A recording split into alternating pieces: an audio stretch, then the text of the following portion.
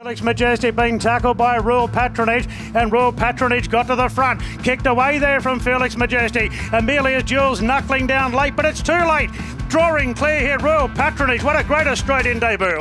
Welcome to Vet Doctor, behind the curtain look at how pro punters operate. I'm your host, Scoot.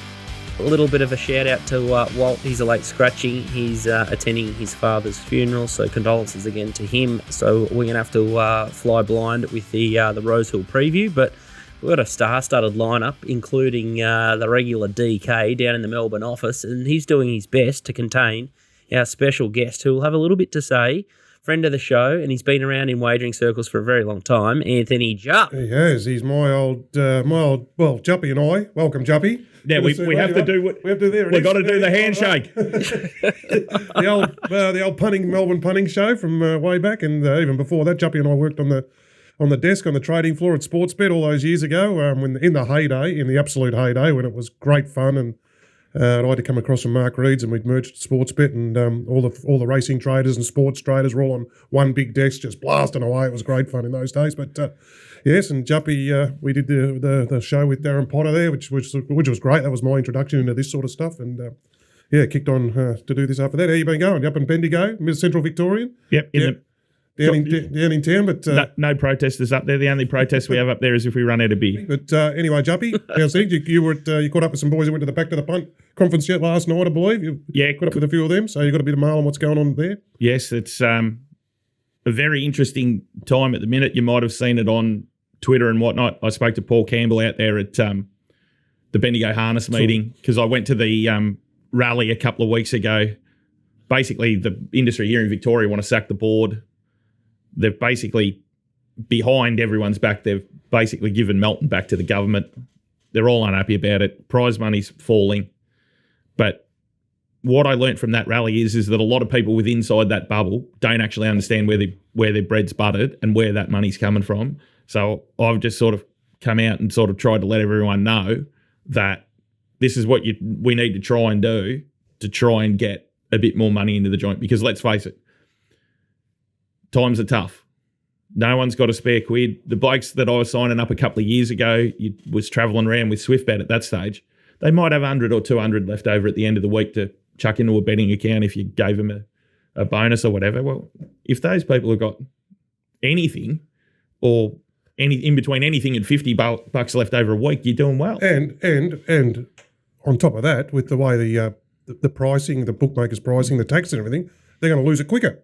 Well, like they used to be able to turn it over longer. It'd last you all afternoon. Now, you're 50, and it's going to last you that long, unfortunately. Well, this is the other problem we've got, because as we know, the federal government's got no money. The state government, especially here, has got absolutely no money, and the PRAs haven't got any money. So the taxes aren't going anywhere. No, they're not going anywhere. And then I was saying that Kingsley was tipping that the New South Wales one will go up to 20. So there is a tipping point. It feels like that we've found it as well. But Harness have sort of attached themselves to the TAB by and large. Like, we ran the, we've done a couple of pretty cool streams. We did one with Troy and Paddy and had some good results through the dogs and stuff. And GRV through Dave Jordan was pretty good with that. And they've been pretty proactive in a lot of their marketing with GRV. They've tied themselves to the corporates and got a lot of big sponsorship dollars in, and not just tied themselves to the TAB. But I think Harness have kicked a few own goals here with being so patriotical to the TAB. I sort of pitched up a couple of ideas to do similar streams and got little to no response. And I thought Moo did a great job on that Breeders' Cup night that we did, and the stream was massive for Harness. There was 50K in the pool, and I didn't hear boo after that. There was just no follow-up. So is that part of the big problem? The TAB just they've hoodwinked the Harness community. Well, it was a bit of complacency on both parts, because what happened was they signed the 15-year JV and no one could go anywhere. So then it just led to complacency where they didn't need to do anything. Mm. But what that's led to, it's led to a product that hasn't really evolved. They've lost 2 generations at least now, and their fortunes are literally, the graph's the same.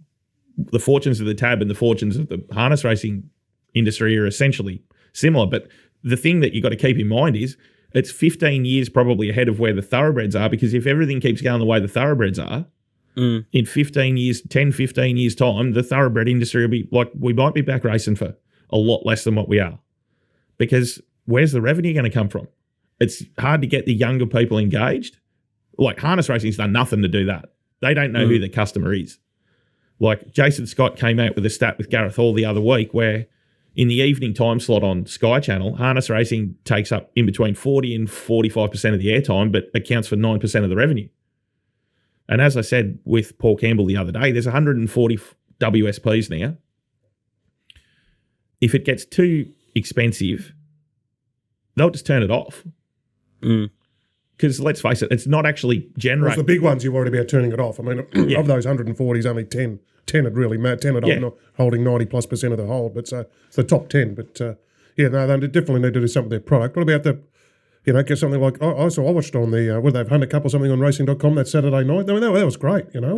That's what I said. I mean, we go hard back to the old days when we used to go to Moonee Valley. I mean, how good are those as a young bloke? You play footy during the day, get all the mates and have a drink at the club, and where we go there, we go to the Valley Trots. Yeah. And then you'd kick on into the night. Like, well, that was great to be able to go to Moonee Valley on a Saturday night. That was half the problem. I see Curl said that. He said that ruined it. One thing ruined it then when they just went from Moonee Valley to Melton was complete opposites, Well, I don't know how factually correct this is, but a couple of people have tugged me coat and said, at the time Moonee Valley, when they were going to go to Melton, Moonee Valley said, we're happy to offer you 12 meetings a year. All you'd have to do is race every alternate Friday night when they weren't running the thoroughbreds during the summertime. You could have had an amazing series. There could be a few issues solved here. GRV and HRV should have got together and gone to racing.com and said, let's put together a Saturday night package where we'll put our stuff on free to wear when you haven't got meetings. It'll give you extra content and it'll give us more exposure.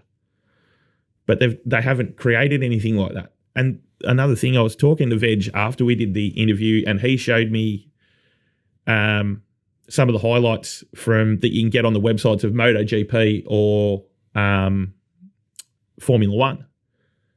Like this camera technology to do that now is not very expensive. They have these auto leveling cameras that they put on the helmets on top of the cars, so you're basically seeing the undulation, seeing the riders lean over and do all that. Why haven't every driver and every jockey should have one of them on the helmet? And you're right. And that sport was at the crossroads a while back because of the domination and stuff and the money and stuff like that. Then they went and did as I think Jimmy Jordan threw it up the other day about that racing needs a real strong, well-produced Netflix series. Now, Drive to Survive, the Formula One's kicked off the back of that, which is, again, the camera angles, stuff like that. Even some of this stuff, I had another look this morning on Kieran Maher's YouTube page and the stuff they're doing, and it's quality stuff. Like you've got a proper quality camera doing the grabs. It looks fantastic. Like it's just top class stuff. But then you want to watch it.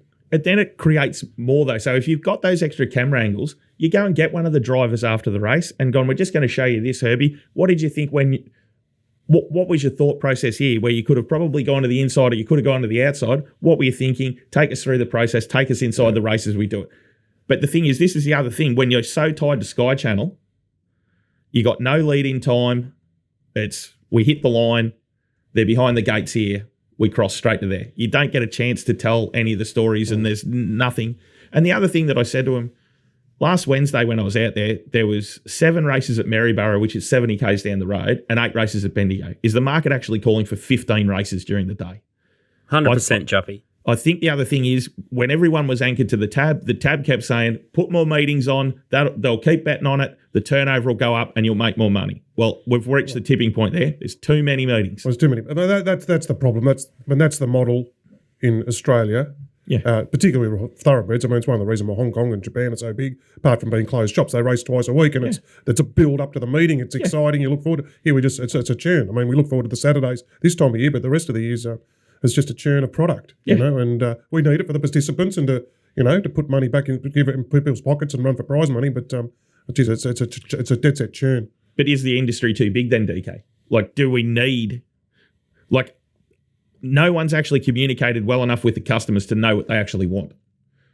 Is there a demand for all these meetings and all these races, or is it the tail wagging the dog? The industry shouldn't be telling the customers how much product they need. The customers normally, in a normal business flow, they come in and say... A lot of that's for participants, isn't it, too? I mean, it's, the Mondays, the midweek racing, the early in the a lot of that's for participants, It's for the trainers with the smaller teams, the jockeys who only get 5-6 rides a week, stuff like that to keep people going, I would have thought. The participants on the outer skirts, I think they're the ones that I guess the game's as big as ever and there's lots of opportunity for them. But I think we're sort of at a tipping point there with them also that there's this echo of fatigue, and then you see that with jockey safety and things like that. It's like as a semi full-time punter, I know the best thing I do is try and not do any form or bet on Mondays, and then Tuesdays I start to pick up the form guide again and start to look at Wednesday races. But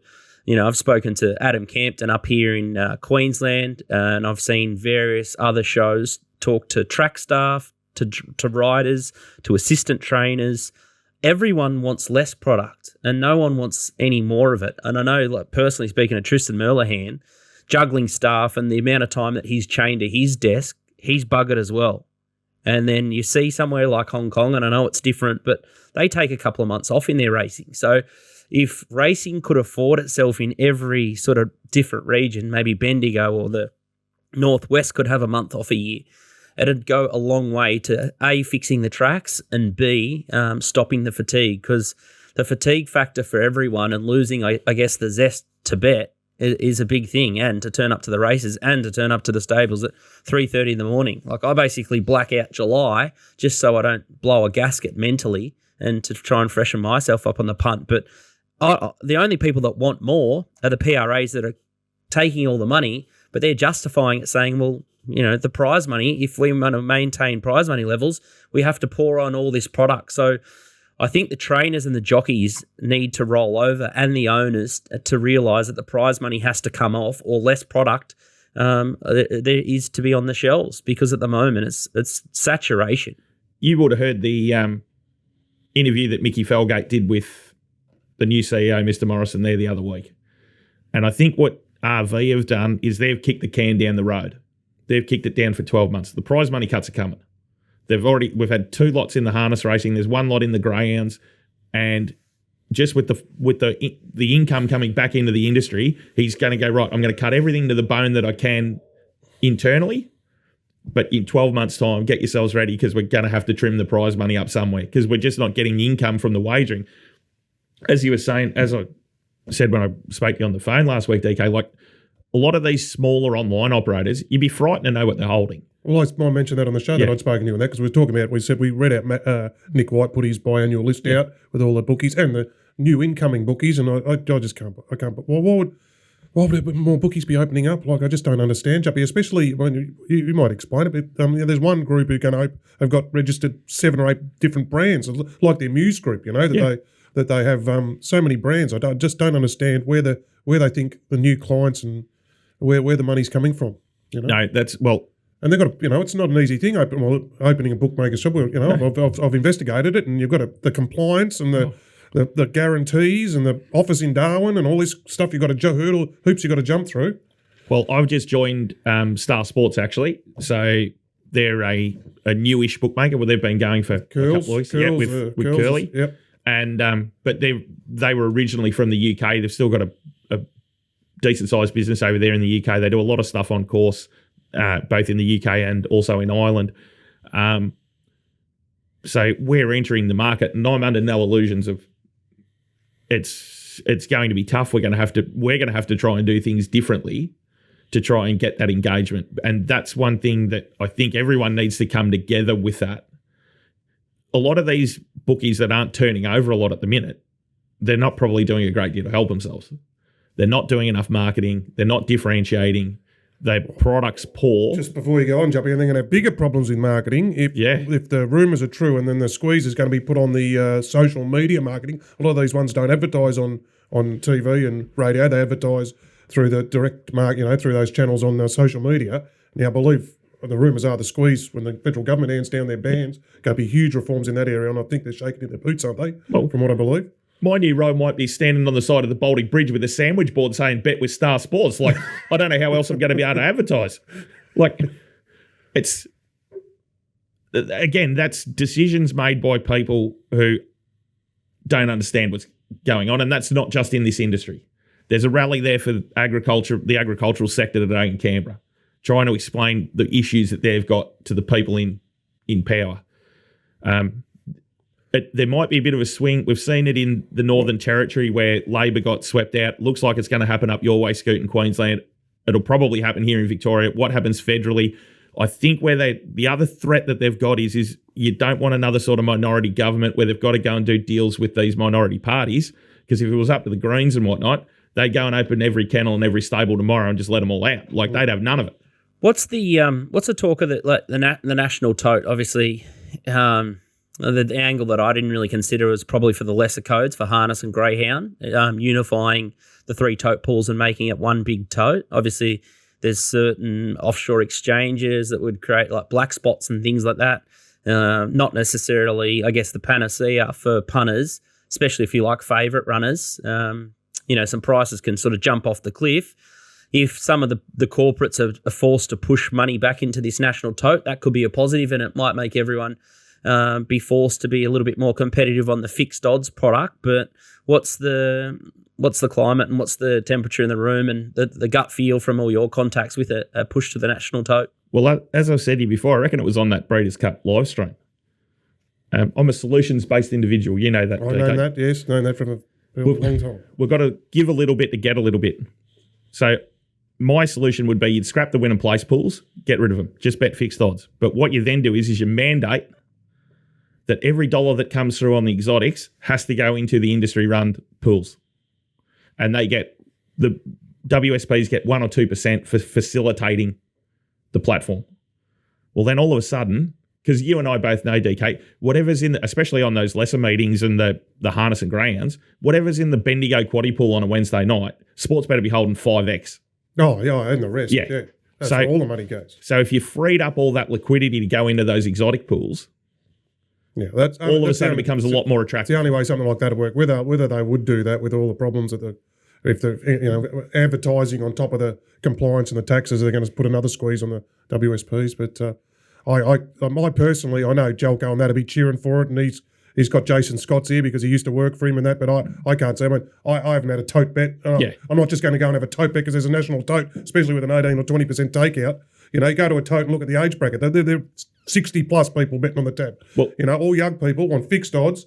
And they want they're not going to bet into a pari-mutuel. I'll give you the tip right now. Well, this sort of shows where it's at. After the carnival, there's going to be no tote operators on course anymore. They're pulling it out.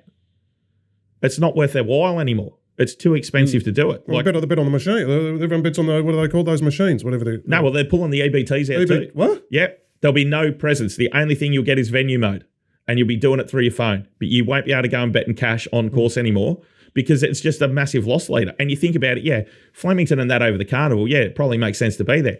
But Bendigo Trots on a cold Wednesday night, what are they going to write? 8 tickets? Yeah. Well, they're better off not being there and saving on the cost. But that shows the appeal of those tote products. What I will say, as I've said before, and the positives are that Jason Scott's in charge of one jurisdiction, huge wagering background, couldn't get any better. From when he worked for Jelko to Ladbrokes to MGM in America, now Queensland. So he's in the chair.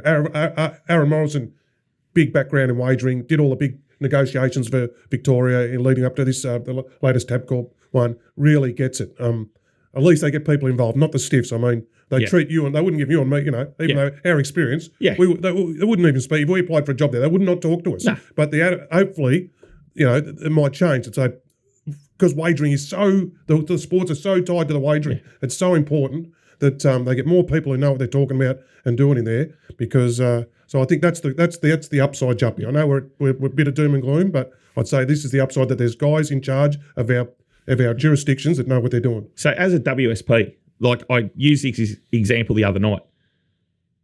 Last weekend the NFL started. I don't pay product fees on it. I'm better off pushing that. It's more socially acceptable because every young bloke from 18 to 40 is across it. They're all in a fantasy league, or they're all talking about their mates. Like I'm in a fantasy league with a dozen blokes that all play local footy, and it's all they talk about. So why would I waste my time trying to get them to bet on harness racing or anything else? It's a dearer product. And basically the industry's fallen foul of this by basically handing this, 15, 20 years ago, handing the marketing arm of the industry to the corporates. They're the ones that taught everyone to expect money back second and third, take SGMs and all that sort of stuff. They've groomed them into what they needed, but it hasn't been the best thing for the industry. Yeah, and we need in that scenario, you want them. Okay, they take their multis on the sports and the NBA and the AFL, but you need them to say, "What's JMac? What's JMac's good thing on Saturday? We can throw in that multi." They all know JMac's the best jockey in this neck of the woods. He's riding Via Sistina. All right, they're tied into racing. They've got Via Sistina in the Makybe Diva Stakes. They'll be watching it. JMac gets it home. Okay, they tune. That's the sort of stuff. You need them to say, "What's the best jockey in Australia riding this weekend?" Throw it in the multi. It's just about trying to get.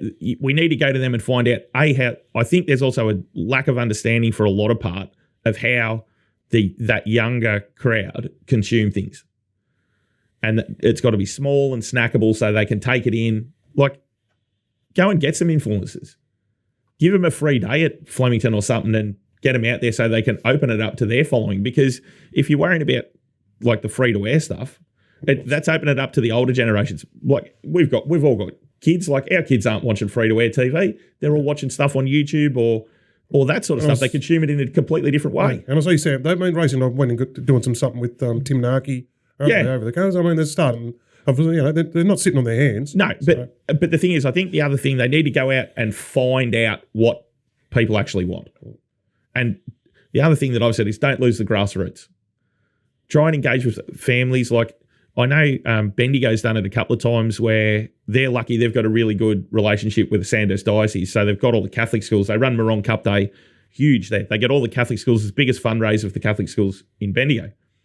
But it means that they also do one excursion a year out to the track on like a Thursday meeting, and they take them through and they show them sort of all the behind the scenes. Schools, mate. I mean, I've got kids at school.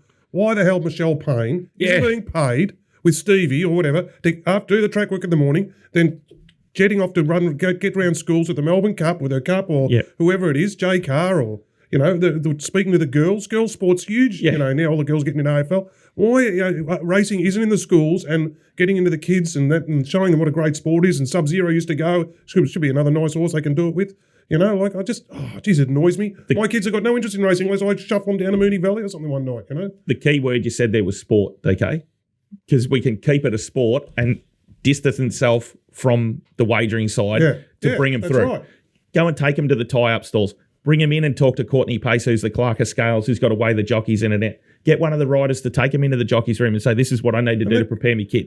Could you imagine, talking to harness racing, imagine if they took a class full of kids from Maryborough out there on to their Wednesday meet and said, righto kids, there's 4 of you is going to get a ride in the mobile, two for each race. Those kids will never forget it. Yeah, no, it's that's something they can. It's one of the biggest industries in the state. How many? In the country, 50,000 people. Like, it's a big industry. We should be allowed in the schools to market, not market it, but introduce the kids to it. And the key thing with a lot of it is, a lot of it can be done very cheaply, because we've all got to mind the pennies at the moment, because it's like, apart from the 1990 recession when I was a kid, like, this is as tough as it's been. Like, we're scoots in the cell. We're all got kids. We're all got kids. We're all got families, school fees, mortgages, bill, and the squeeze is on. So, as I said, that spare income to punt with, and for most people, you've got your young bloke who's a swimmer. I've got my young bloke feeding him. I've got to go and get a third job just to feed him. Juppy, I think Mick Price has sort of nailed it, and I think we're on the same page. And Jason Scott sort of hit the nail on the head. He realises that we're competing against other leisure activities and forces that are outside racing. So the sooner we can get our own house in shop, the whole racing community, the better. And I think Mick Price nailed it in his comments during the week, and trying to keep racing relevant. But for him, he said it was all about the horses for me. And if you can make them the absolute stars of the show and get people connected with them, that's our game. And if you rewind the most recent times where we've just got absolute record crowds to the races, it's Black Caviar. You've never seen Moonee Valley so full. And then Winks. And now I just checked on the local cinema list to see if I could take the kids to the movies next week. Well, bang, there it is. Winks the movie. I can go and watch it. So that's what they need to focus on, the powers that be. And they started to scratch around at racing.com about the, the behind the scenes, the road to the All-Star Mile and things like that. 100%. That's exactly what they need to be doing. But gosh, there's just so many things that they need to do, and it's bleedingly obvious for lots of it. But at least we've got someone in there that might listen, because the last bloke didn't listen, and hopefully all the states are now sort of starting to break bread, and hopefully it dawned upon them over in that Asian racing conference that it's time to break bread and sort of come together and sort of fix it out. Because, yeah, a lot of the problems that we talk about, and you've nailed it, Juppy, are sort of 10 and 15 years away. And the PRAs need to come up with reasons for us three guys to take our kids to the races. Because if you can't get us three to take our kids to the races and there's no incentive for us, no one will be bothered to go. I think we saw the wobbling of the first domino the other week, which was, and it probably rightly should be, we're going to make the Everest a Group 1.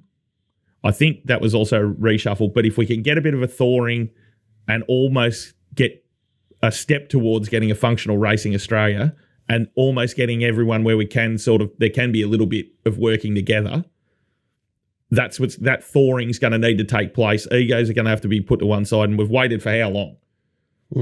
But with that thawing, we might be able to get it where we can all work together. And because I think what New South Wales, we know that it's them, they've got to realise is, yes, we might be competing against one another, but you're also competing against the outside world.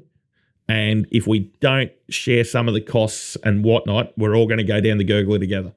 Because that was another thing with tracks and whatnot. That's what they were saying about the little tracks up there for the harness racing. Well, the little tracks in the harness racing are grassroots.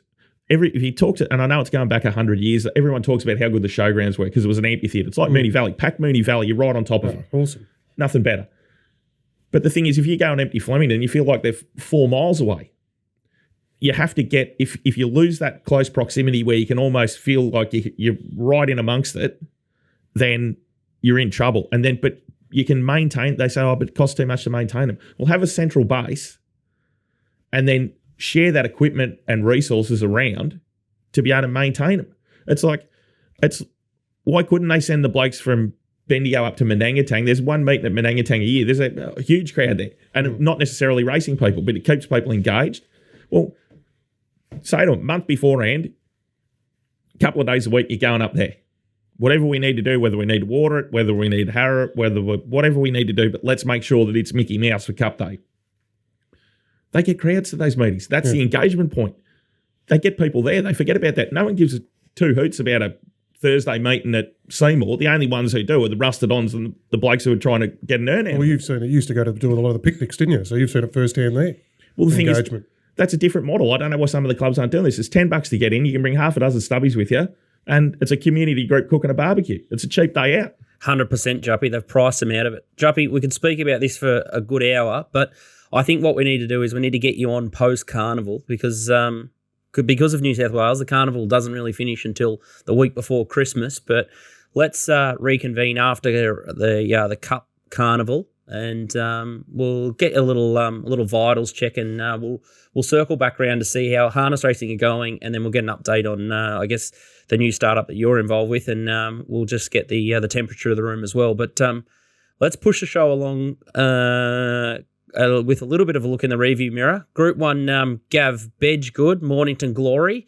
I did say off to Ascot a couple of weeks ago on the show. A couple of blokes sort of scoffed at me. I didn't find the winner myself, but you and Croft stow away luggage there, DK. Absolutely. If you go to Royal Ascot. He's the one pushing it. It's his idea. Camo is the main owner. He's going, Croft's the one pushing Royal Ascot. So he said, mate, how often do you get to go to Royal Ascot with a horse, with 30 friends and all families, wives and all posse up there with a runner at Royal Ascot? Croft's all about life experiences, He said it'd be one of the, it'd stick with you for a lifetime. So, and as Phil has shown, you don't have to be the best to go. You can be that next, Group 2, sort of borderline Group 1 horse, which is what Mornington Glory is. He's pinched the Group 1 there as the fit horse, the great ride. But, Croft, what a 50. I said to him, mate, he turned 50 on Monday. I said, I've never seen a better 50th birthday present than a Group 1, how big. So, he was so happy. Great story, that horse being retired and coming back for Gav. And I've known Gav,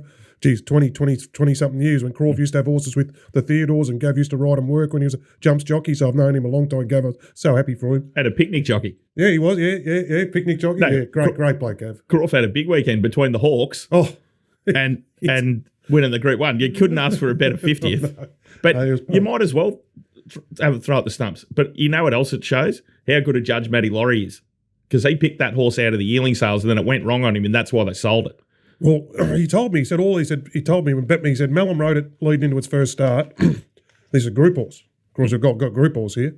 So it goes to Bendigo, and they've got to be on this thing, and it was odds on, of course, everyone's on it. And it won, but I said, no, it didn't really win like a group horse, and of course it didn't, it had those problems, but now it's a group horse. So Gav's got it flying. I tell you what, I was out there bookmaking on Saturday there at Moonee Valley. It was a terrific day. I was out there. Nico was out there. She's getting incredibly hard to catch, Jamie Carr. I can't get her right. Like, if I try and stick with her, there was one there, she was 14 into 10s, complete skinner in the book, ran 88th. I take her on in the next race. She's on the favourite. She just shits in. It's like... Yeah, no, she's very, very... She's short. I don't know whether the stats back it up. To my eye, she doesn't look like she's in absolute top form. I know I want to be on Hayasugi coming out of that race in the Manikato, though. It's flying, Hayasugi. Bless her cotton socks. She got the favourite scratched at the gates in the pardon me, in the Balaclava Cup yesterday. So that was a great result for our syndicate backers. But I agree, she's very hot and cold. Riff Rocket has had a stranglehold on a couple of the Melbourne Cup markets and Caulfield Cup. He's even in the sort of Cox Plate contention. Was he going to be the next big weight for H Star? Certainly looked like one of the serious charges from the Waddler camp. Good to see that he's okay and survived colic surgery thus far. But just a little bit of a trap for young players trying to bet those futures markets early, especially at the point in the market that you can come unstuck. Hopefully the bookies that you bet with can return your stake at least there. Gold Coast Track, I thought... No futures in futures. Gold Coast Track, I thought looked pretty good. The surface itself was sticking together much better than it was last time they raced there. Played pretty up and in, I would have thought, but massive tick. I'll have a runner there in about 10 days' time, so thanks for that, Scoot. Yeah, no. Rocky, one of the Rocky stars coming down to Gold Coast, so look out. Time to raise the bar for him. Yeah, outstanding. So, there'll be a meeting on the maybe the 21st, That's turf it. track there. That's it. That's where he's running. Fly up and we'll get a table at the races, DK. Good excuse. Bring the missus. Today's show going to be a beauty. Donnie's gone surfing in Fiji, so we've got his tip only. I thought Patmos Island went super last week. Didn't lead, but wow, it was a super run. Nico's online. He's in the background. Can't get a word in. I was very mindful not to bring him into the show too early. I thought these two would take the shine off the new ball, which they well and truly have. And it was really good last week with Pericles. Estrella might be a little bit of a forgive. I'm saying maybe the whole race, Moya, might be a bit of fake news and tread carefully with some of that form, I would have thought. Walt was in sensational form. I Am Me just got the dream run, dream split. And if you listen to some people, it was, just up and on all day. And the back markers didn't stand a chance, which... Yeah, I'm not sure about that completely, but Royal Patronage was the other big flare bet from Walt. So he's absolutely shot lights out. I think it was like $7 I Am Me, and then Royal Patronage was $17 into 12. So he absolutely nailed it, and he's not here for the pat on the back. But what we're going to do is we're going to have a look at the Run to the Rose and the Sheraco, two shiny horses there. DK, close to midnight, too good. And then you're buttering up again with Geelong. Yeah, great ride there, John McNeil. Missed the start, so they got it, drew out, didn't draw in. Would have got beat if it drew in, I would have thought. Drawing out, you missed the kick, you can still get up there, Juppy. So found the front, and hang on, God bless it. Mornington, 1,000 metre. That was funny, Juppy. What did you tweet? I've had a winning day in Mornington. I didn't think it was possible. There's something I'd never tweet or never say, that I've had to fill up at Mornington. So, 1,000 metre. Adapt, they say, adapt or die, don't they? Adapt or die. It's complete red alert. Any time that DK's tipping anything at Mornington, you need to triple your bet and just jump in the cupboard, as Walt says. I jumped in the cupboard last week when Triple Money raced in the first up at Brizzy. It pulled up with the thumps, so did I. The saver bet, it got the chocolates, flirt them on. So I still got a little bit of cash, and hopefully you guys at home had a saver as well. Good on it, though. It's backing up on the 7-day backup now, back to 1,800 metres. So my head's going to blow off with Triple Money this week. Not sure what to do with it. I'm going to have to go deeper into the race there, but I'm going to try and keep it simple this week. I think I've found an M word.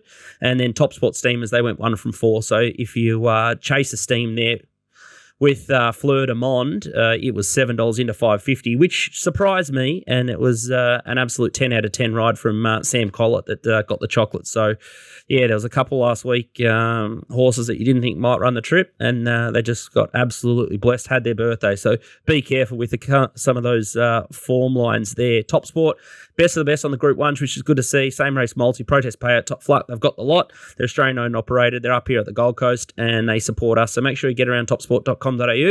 Times are tough in the betting world, but make sure you do some betting with TopSport. And not many operators bet Top Fluck, and the best of the best. So they're great products. Set and forget.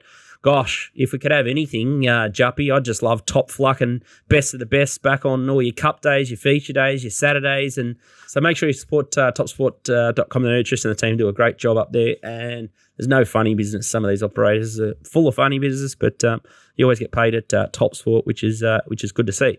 DK, Let's Hunt Friday, Geelong. And it's race 3 you found here. The Bennett Racing Spring Launch Maiden Plate. They're doing a good job. Grinzinger Sung's a favourite here, $2.40. Finale, $4.80. What is it? Kokako, $6. Juviance, $9. Calico Paint, $10. Smart Shazza, $13. Horse you like here is Grinzinger Sun. Another one of these Grinzinger horses. This one's in the purple with the yellow sleeves and the red hat. This is a little pipe opener at Sale. Yeah, so it's like normally Grinzingers are in John Wheeler's colours, but they've gone. He's in the ownership of this, but with the Anderson, so it's in the Anderson colours here. Those Miss Aria colours, wasn't it? She rode these colours the other day when Billy Shin went Bushka. This is a good run. This was first up. She was expressing the market. She got out the back, but she's hit the line really hard. And what I like here, even though that other horse gets the better of her here, watch her keep trying. She keeps trying, and then through the line she's back in front. That was 1100 at Sale. She goes onto her home track. Danny O'Brien on his home track this time of year with these young horses. This time of year he starts letting nice horses coming through. September on his home track, sort of some spring aspirants. That was El Reardon, gets D Lane, up to the 1300. I like that. 11 to 1340s, perfect. And that race at Sale, there's been some improvers out about the race, and there's a rinse repeat. The horse called Statuario was in that race there, and it didn't do any good. Then it went up to 1400, got D Lane at Cranbourne last week, was a terrific win. Went whooshka, rounded them up. So this gets D Lane up to 1300, second up. I think it can round them up. Its main danger is probably Finale, but geez, I'm sick of it. I mean, B Shin gave it every chance twice last prep. Frosty rode it, all his favourites, couldn't get the job done. It's here its 10th start, still a maiden. So it's got some blinkers on, blinkers off. They just, it's got the talent to win one, but it's unreliable. I thought Grinzinger Sung might be stronger than it. There's a first starter at Carnival, shins on, but it's got all those gear changes you don't like to see. Ear muffs and crossover nose bands and nose rolls. And nothing Juviance is in the market, but I couldn't have it. So, yes, this also I think is on its way to better things, Scoot. Grinzinger Sons. I think Frosty will just sit off him and go whooshka down the middle. Couldn't agree more. That replay was super impressive there. So that will be off the map, that one, and it'll take a good horse to be knocking it over. Nico Noonan, you are still with us, brother, or have you nodded off? Still with us. Sorry, I was on mute. I just didn't want to interrupt DK and Juppy just going for it there. And as I said, hopefully someone listens because there were some good points in there. So, hopefully the right people will tune in. Yeah, outstanding. It's back to headquarters. It's a love-hate relationship that you've got with Flemington for various reasons. Looks like it's going to be freezing cold, which is beautiful, and there's going to be a little bit of wind around. How do you think the track's going to be playing? Yeah, I sort of saw that there was a bit of wind around, and I usually default to a few other people to sort of tell me how that's playing. So no doubt it'll have some impact on the meeting, and the conditions. I'd expect the track to race pretty fair, like Rail in the True. Probably be on a good 4 with the wind. So, I'd be expecting a very fair track. It's just how much impact the wind does have. We sort of have a real impact.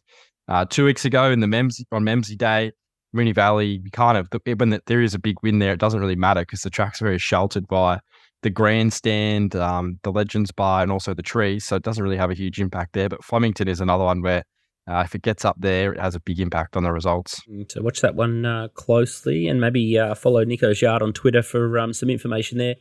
Flemington Race 4 is the first one we're going to have a look at, and it's the Poseidon Stakes over 1,100 metres. Growing Empire's got a stranglehold on the market, $1.85. First settler, $9.50. Reserve Bank, $10. High Octane, $11. Nadola, $11. Stay Focused, $13. Dublin Down, $19. King of Rousseau, $20. And then you got Prost at $21. And Aardvark at the similar quote.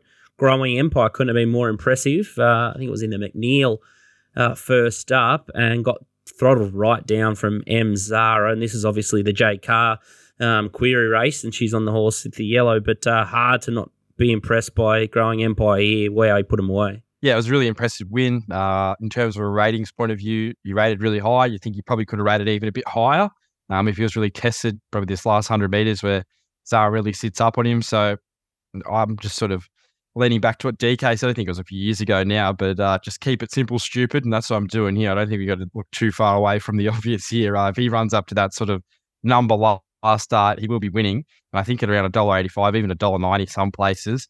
If you can get even a little bit better with a boost or something like that, if you're able to, well, look, I think you're shopping pretty well. I think you could definitely make a case this horse could be more like $1.60 off the rating that he produced last start. There is a little bit here. First Settler's got some ability. So does Reserve Bank, but I don't think their figures are strong enough to really test Growing Empire. And I can't really see him regressing too far from that figure. You might not rate right up to that rating he produced last up, but from the yard, he had some improvement to come. I think the straight track will really suit him, just blend in down the middle. And yeah, he looks an absolute jet. So I was just surprised he wasn't shorter. And I think there is a real case on Saturday that he could start a lot shorter than around the $1.85, $1.90 right now. So if you're looking to play multis or anything like that through the day, he might be one you can just put in there and get the result with, because it just doesn't look a whole lot of dangers. I thought the horse that was interesting was Ndola. He's coming back in distance. He strikes me as the only other horse here that potentially could have proper, Group 1 sort of 3-year-old talent. I think if he went to race like the Guineas, he'd be right up there in that. They've dropped him back in distance, but he does have a weapon turn of foot. I could definitely see him running a place. I had something on high octane early in the futures markets. The futures aren't dead, Juppy. You just got to find the right ones. Yeah, had something on him to place early. So hopefully Growing Empire gets the result and high octanes into second or third for me. But I think just keep it simple, stupid, and back Growing Empire. I'll be with you, Nico. Juppy, you love putting the knife through a shorty. Thoughts? You're on colours. It's my horse. Just put in. Remember those days? Remember his first couple of years, when he just had all those camels and they'd all get beat. They're all built around at Tatura and these joints. Geelong synthetic. Yeah. God, good on him that he's stuck at it and has turned his model around. Now he's got good horses. And no, I'm excited to see this horse down the straight. Oh, geez, the way it let rip when it got let go down the straight in Adelaide, and even when it balanced up there and the running in a straight line, letting rip, Zara's hands and heels the last nearly 150 on it. So, favourite for the Coolmore for good reason. Zara won a Coolmore on Merchant Navy. I'm excited to see him down the straight. I think, as I said, the straight will suit him. And, I think Nadal had a little setback, but nothing wrong with it. It's all sweet, but they're just plotting a course to the Guineas. There's a 1,400 in 2 weeks for it, I believe. That'll be its go. And if it runs well there, it'll be a live chance in the Caulfield Guineas. Well, you're long are going to be trying to make a stallion out of it by trying to win the Coolmore. So you think that it'll be tuned up and we're heading in that direction and we're going to keep it at the sprint trip. So. He did look like another Nathan Tinkler or something at the start there, though, didn't he? Like, he's just his Chinaman who's just going to torch all his money on all these camels, betting up at the yearling sales are all dingoes. He's got a big stud and everything now, so he must have had bottomless pit. No, well, he's found the keys now. You go and buy him at the broodmare sales. You go and buy all the best broodmares. He's gone the Japanese route. Go and get all the best broodmares, get a few good stallions, and you'll breed your own. Bit of long game. I think Kieran Maher's playing a long game with his horse too. As you said, Juppy, I think it's a great set play. Back to the Poseidon, give him an easy kill. A lot of trainers would be sucked into the run to the Rose and then take him up to the Golden Rose where he can just have a good look at the straight and then stamp himself as the short favourite for the Coolmore stud if he takes that one out. He might have learnt because he did that with Merchant Navy. They went up to the Golden Rose and it didn't really work, and then they freshened him back up for the Coolmore. So I think at the time Aaron Purcell was training him, but definitely he put out some saying it for sure because I think he was rubbed out. But all those horses they have through the system, you can just tell that they're making the right decisions, and I think that's probably with him keeping him in Melbourne and just set him for the big grand final, and he should be able to explode down the straight on Saturday. This is why Nico's the best. He remembers Merchant Navy's campaign mapped out. I can't remember walking up the stairs. Flemington race 5 is the Archer Stakes. Hopefully you remember a couple of these. They've been going around for a while, Juppy. Point King is the favourite, 4 into 350. Berkshire Breeze 360, Horrifying 650. Post Impression is 750, Mostly Cloudy 750. Similar quote for Dashing Duchess, and then you got Vow and Declare, the old war horse at $11, and much better the rest. Berkshire Breeze, are going to have a look at its last start, and then its jump out. Talk us through them, Nico. I thought this horse was really uncomfortable on the rail. I thought this is a really smart ride by Blake Shin, just sort of crowding the favourite. He didn't really look like he really wanted to be there, and then Horrifying gets the better of him late. But looking at this horse's replays, he seems a lot better when he gets to the outside of horses, and I just think on this occasion, maybe with Horrifying, quite a big horse, just crowding him back towards the inside. I think he was a little bit apprehensive just to keep kicking along there. Don't think he's best suited leading, so I'm happy to forgive that run. Market had him marked short favourite. His ratings prior to that, he'd just win this if he replicated that. Here's the jump out since. Now, these horses around him aren't any good, but I don't think you have to read too much note into that. They went back to last in this jump out, bring him to the outside of horses, and he really finds the line well. I thought here, I was like, oh, you really got to find here. And then he really picks up probably this last 200 metres. Mick D rode in this jump out. They put the tongue tie on for Saturday, so hoping to get a little bit more out of him there, potentially with his breathing. He's really strong to the line here, and he's strong through the line. So this sort of suggests to me that he might just be better outside of horses. He drew barrier 1 last start. Now he draws barrier 10. So I think he might be ridden a bit more conservative. Hopefully there's a bit of pressure up front. It's a golden ticket to the Melbourne Cup, so everyone's trying here. So you could expect in a few of these races, like we've seen, like the Roy Higgins and the Bart Cummings, sometimes there can be a fast tempo, which I think would suit him better than the slow tempo of last start. So the old golden switch, barrier 1 to barrier 10, I think a big positive, and I like McDee going aboard. He's a freak rider at Flemington. He's a gun rider of stayers. So I think he'll just keep this horse balanced. He had a good bit on him the other day, gave him a good feel in that jump out, and I think he's a better horse outside of horses. So I think if you can get back to what he did in the Banjo Patterson, from a ratings point of view, he's definitely the horse to beat, and he just might have a few more things in his favour here to turn the tables on Horrifying. The danger's definitely Point King, who's been very well backed. He's into, I think, nearly equal favourite now. He was a dominant winner last start in a race where there's been some okay form out of, but there's a few unlucky runs in behind him, so you could probably say somewhat flattered by the margin. But he was a horse that really caught the eye in the yard. He's got some quality about him. I think he's definitely the danger. Dashing Duchess, she'll stay all day. I think her big advantage would be if it's a very fast run race, and it could expose the other two, but I think they're probably better horses, Berkshire Breeze and Point King. So I think Berkshire Breeze is probably the only horse here that could have a real impact on, say, the Melbourne Cup if he got in off his ratings, and this looks a really good target for him. Set play, residual fitness, tongue tie on, MD, and the jump out in between runs are all ticks for me. This is not really my cup of tea, so I'm going to leave this race for DK because this is in his wheelhouse, these 2,500 metre races. My wheel. This is Nico. It's like 2,000 metre plus races around C Mar. You know, we've seen this before. Mar, this distance range, Nico's just like the dartboard, you know, right the bullseye. So this is Dicko's sweet spot for sure. Would it be? Is there a nice country cup in Vow and Declare over the spring if we just lowered the sights a little bit? Oh, I don't. Or is he too high? Would he carry too much weight? Probably being a Melbourne Cup winner. He's going good.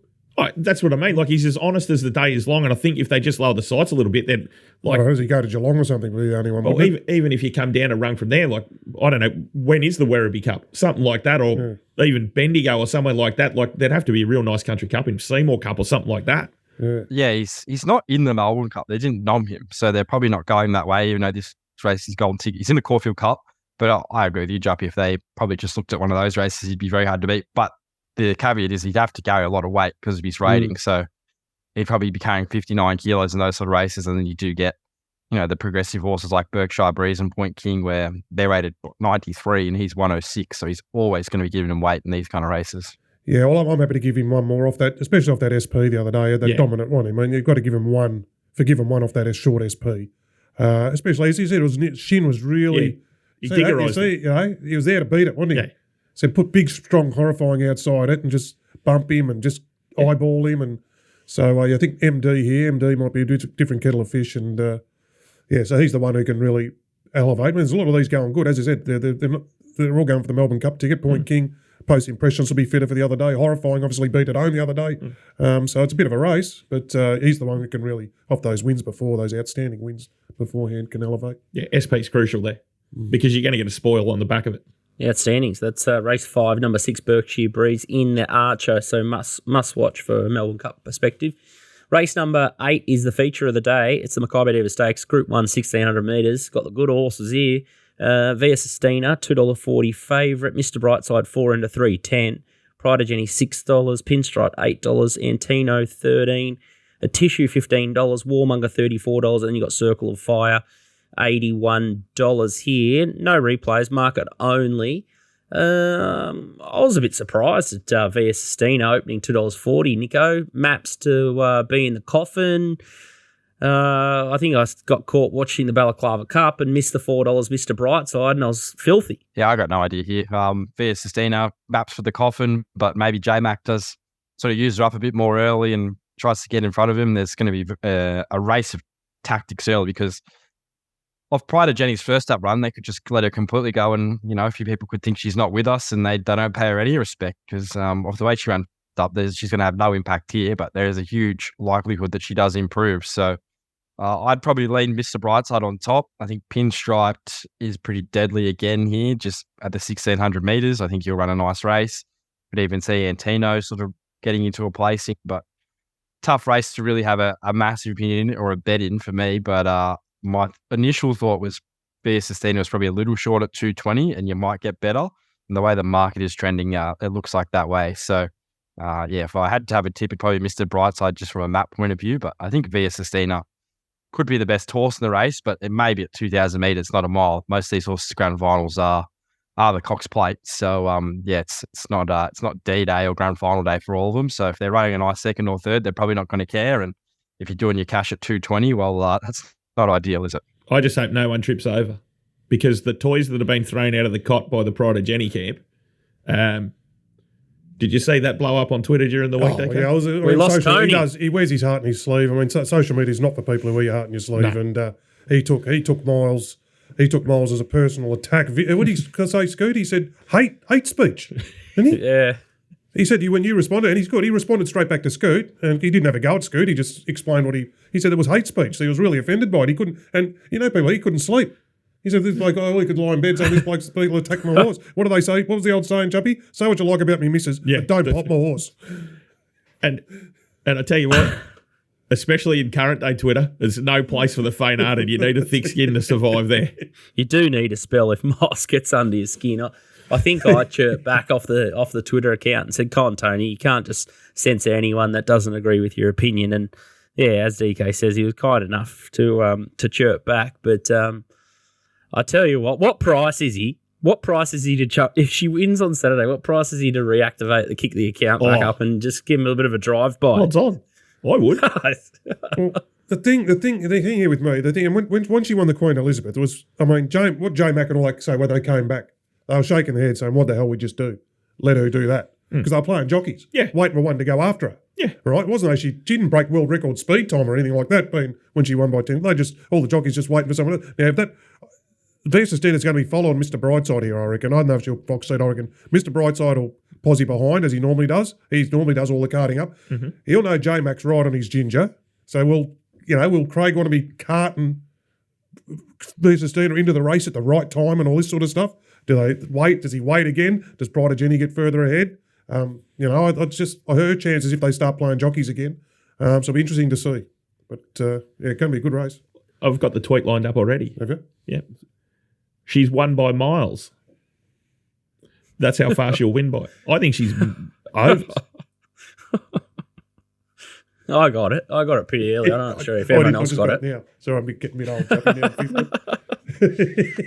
No, I thought Mr. Brightside was early value, and then I thought a Tissue might have been the forgotten horse. I think $15 D Lane.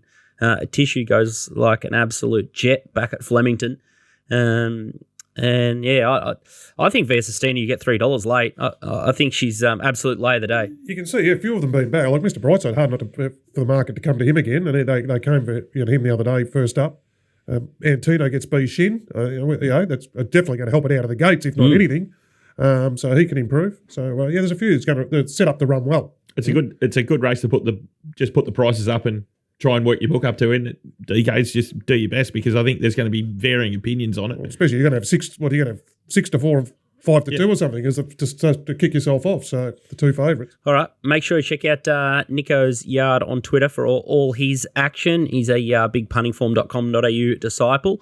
They got new AI ratings tools. They have helped me take the next step from just a Saturday mug punter into doing the form more serious on a semi-time basis, and I can match my my tape watching skills with the data. So make sure you check out puntingform.com.au and give them a look. And you can also just jump into the customer service and someone will follow you up if you don't understand the product. So they offer a great service there. So make sure you check out puntingform.com.au. You need all the weapons in your arsenal at this state of play to try and turn a quid. Rosehill, no Walty, as we mentioned before. He's tied up with his father's funeral, as I mentioned earlier. If you just skip to the Walt section, which I'm sure lots of people do, Rosehill Race 6 is the first race we're going to have a look at. It's the Sheraco Stakes, and odds courtesy of TopSport is $1.85, Jolly Star into $1.80, Sunshine in Paris $3.40, Macarena $7, Commemorative $8.50, Belclair $18, Tis Invincible $31, Royal Merchant $34, and then you got Mumbai Muse $34. Pretty quality field of mares here, but let's have a look at the replay of Jolly Star. Concede she had the absolute PR. It was Group 1. It was boys against girls. Our Kobe son was absolutely airborne. Walt made the case for Fearson last week, which sort of failed to measure up, but wow, we're talking about growing empire and how much they switched off here. The ease and the big market move for this girl into the Everest is something you should just, you need to take a fair bit of respect with the authority of that win, I would have thought. And no surprise, she's popular in the Everest markets. And here you got Sunshine in Paris just trialling up. I thought this was pretty good work here, Nico, in the white with the green and gold, the Fairway Thoroughbreds colours. I'm definitely keen on Jolly Star at the 180, but I'd be a bit nervous about Sunshine in Paris. Thoughts? She's a big danger, and she's trialled well enough here. I know she hasn't really trialled the house down or anything like that, but that's very typical of the stable. They don't really trial their horses up too flashy, and they leave a fair bit in the tank, but they've got this mare right more often than not. So, I think of what we saw first up, if Jolly Star holds that, she'll definitely win. There is a case to be made she could sort of come off that second up and be not necessarily flat, but not run to that big rating she did. But it's just where you sort of put her. If you have her regressing 2 lengths, while Sunshine in Paris can be right in play, but I'd be surprised if it's that far. I'd definitely be leaning Jolly Star's way. That doesn't really look like anything else in the race that's going to trouble them. And I think if she's winning on Saturday in a similar sort of fashion, she'll probably be even shorter for the Everest. So she's a fascinating horse. I think Waller had a few other horses we talked about with Marl before. Hey, over the time they have horses where they try different things with, and then they just learn. And I think Waller had a few sort of similar mares, like Hawkbury on her, and a few others that he tried to stretch out to. They were sort of 1,400 meter horses, and then bring them back, freshen them up for a race like the Everest, and keep the freshness in their legs. And he might have just really worked it out, because this mare, of course, won the 1,000 guineas at a mile, and now she looks like she's going to be a dominant sprinter. So, a few sort of case studies early days to sort of work it all out, but she looks like she's been the beneficiary of all that, because that was a huge win fresh. Melbourne boys? No, you don't see him win like that very often, that's all I know. And shame Walt's not here, because Walt's Sunshine in Paris is one of his, isn't he, Scoot? Didn't he have that big result on her in the award at time last year or something? Like, he knows her inside out. So he could have really differentiated, geez, you don't see him win like that too often. And his natural inclination, Walt, would be to take on the favourite too. Mm. But let's face it, that thing absolutely pissed him. Like, if you bookmark it, I wouldn't. There's plenty of favourites you can take on. I don't think that's one of them. Because even if it, as Nico said, even if it comes off that rating, it still probably wins. And so when they come ease down, like not knocked around first up, it's like growing empire. Just having that beautiful win, not knocked about first up, just. They just got to not bounce off them, but it's hard to see them going backwards. Yeah, I'd be. No, there's no way I'd go to war with Jolly Star. I think she looks absolutely rock solid, and if they are talking Everest, they won't have backed off her at all. So she will be something beat, I would have thought, in that one. Let's have a look at the Run of the Rose. This is an absolute cracker here. Could be a similar story. 1,200 metre race with the big Group 1 in a fortnight's time over 1,400. Stormboy $1.90.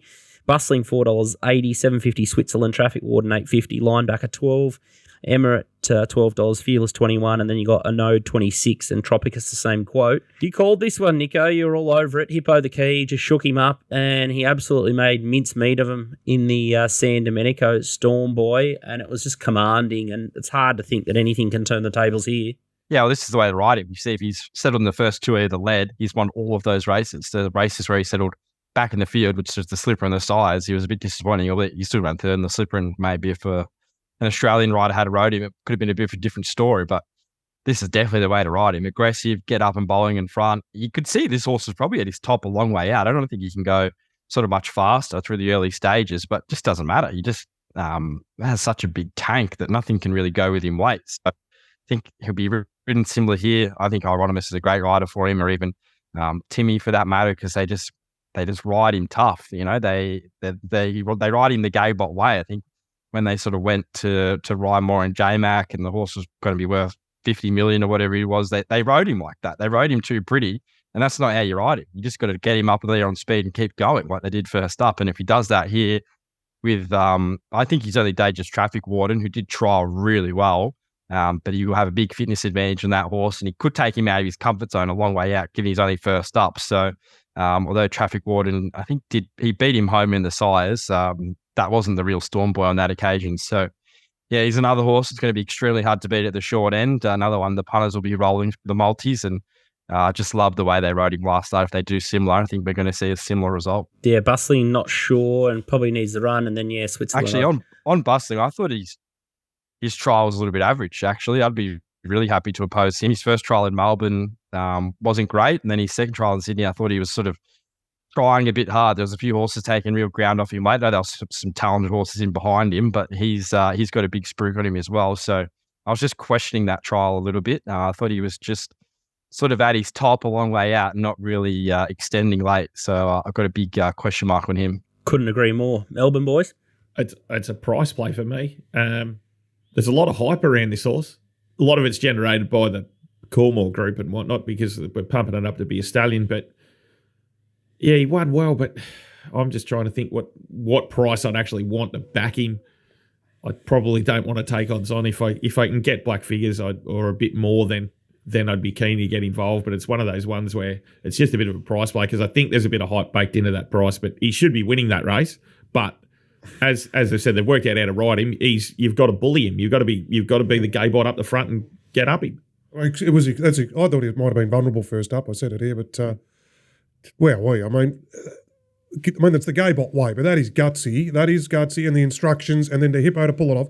To have a horse first up at its top for that long up in front. He dropped his stick too at the furlong, so it's gone along without the stick. And I think I think he maps for own lead here. He'll just go straight to the front, get them out of their comfort zones, and just keep rolling. Like he's just, gee whiz, that was a brilliant win first up. It's in the right camp for it, because Gay doesn't worry about what anyone else says. She'll just do it her way. And we're just talking about the way Growing Empire won first up and the way Jolie Star won. The sprint, then soft late. This horse is the complete opposite. Yeah. He's up and it's first up. So, I mean, he's got to bounce out of it. You think it would, But what's a backable price, though, in that situation, though, DK? Like, you'd want slightly, and I know it's early markets and whatnot, we probably might get a bit better closer to the day, but you just like a little bit more. That's like, as I said, there's just a bit of hype around him. And some nice horses. Traffic Warden's obviously a good horse, and it sounds like they're going to keep him to the sprinting trips. I heard James Cummings say, I don't think he'll go to the Guineas, so he'll be 12-1400, so he'll be ready to run well. The other horse will go to the Guineas for them, broadsiding. So no, there are no easy beats here. He's got a couple of nice horses here. And Linebacker's probably the only other one with eyes to the Guineas and some of those bigger races. It'd be fascinating to see what he does first up. He looks like he'll be a star on the rise as well. But cracking edition Run to the Rose, and the Golden Rose is always one of the best races for the spring. Racingwatch.com.au is where you'll find Walt. I'm assured that he'll be back in his chat and posting at the prices. He's a bloody workhorse, still pumping out sheets and tips, despite the rough trot that he's had over the last sort of week or two. So hope he's doing well. And time quickly for me to jog through Eagle Farm. Tipping you boys haven't done much here, but I reckon I found one of the easiest bets to have. And It's the favourite here, Tribeca Star, M. Dunn, J. Orman, and the camp are going super. And James Orman starting to get back on his right leg, I think. $2.70 favourite here. $4.80 Cloudland into $3.80 up from Sydney. Then you got Manhood at $3.90. Pocketful $7. He's having $15. Jayanthi $15. Vocateur is $21. But the horse I really like here is Tribeca Star, and let's have a look at it. It's in the green with the yellow stripes on the cap, just in behind them, from about the sort of the 600 to I think about 250 metres out. This horse just has nowhere to go. But wait until he comes across heels here and puts his head down. He absolutely just revs through the line here, and this tells me he's just come back absolutely super. And wow, he didn't have long to put him away, but he's done that pretty impressively over a furlong and made mincemeat of those. And what I really like about this scenario is you've got a lot of speed up front. You're out back to Eagle Farm, which is a nice big track. You got Manhood up in front with Cloudland, and then you've got this other pest of a horse. He's Heaven. He's an absolute psychopath. If you watched the races last week, he threw his head up and around all over the place. It was a pretty big run, but you've got so many on-speed horses, like Surface Royale's another one that can go forward. And then even Pocketful. And then so you've got a horse like Cloudland, Barrier 11. He's brings a Sydney form, but he's going to have to work early. And then you've got Manhood kicking up. It's just going to be the perfect storm for this smart closer, Tribeca Star, to just zoom down the outside. He's drawn outside. So James Orman just has to come off their heels and round them up. And I think Tribeca Star's already been snapped up for the Kosciuszko. Not sure if he can beat a horse like Front Page in the Kosciuszko, but wow, he's got some talent. There's not many horses that can put away a race in a furlong like Tribeca Star did in that last start, that first up run at the Sunshine Coast. But not sure if any of you boys have got a handle or any thoughts about what you've just seen, but I'll give you the opportunity to speak now or forever hold your peace. Yeah, I'm holding my peace. Likewise. Bit upset that Walt wasn't on. That he could have. I thought he would have kicked up for Cloudland. Kay Lee's the Sydney form, so I'm a little bit disappointed. But looks like a great anchor bet. So there's a couple of shorties on the card on Saturday. I think it's probably a better day to attack some favourites if that's what you're thinking, especially after we got the chocolates last week with a couple of decent price runners. Donny, as I mentioned before, Patmos Island was a good tip last week, but they just didn't lead, so it didn't go to plan. Make sure you follow that one. This week, he's got one, Eagle Farm Race 1, number 4, and the horse is Pope Cody.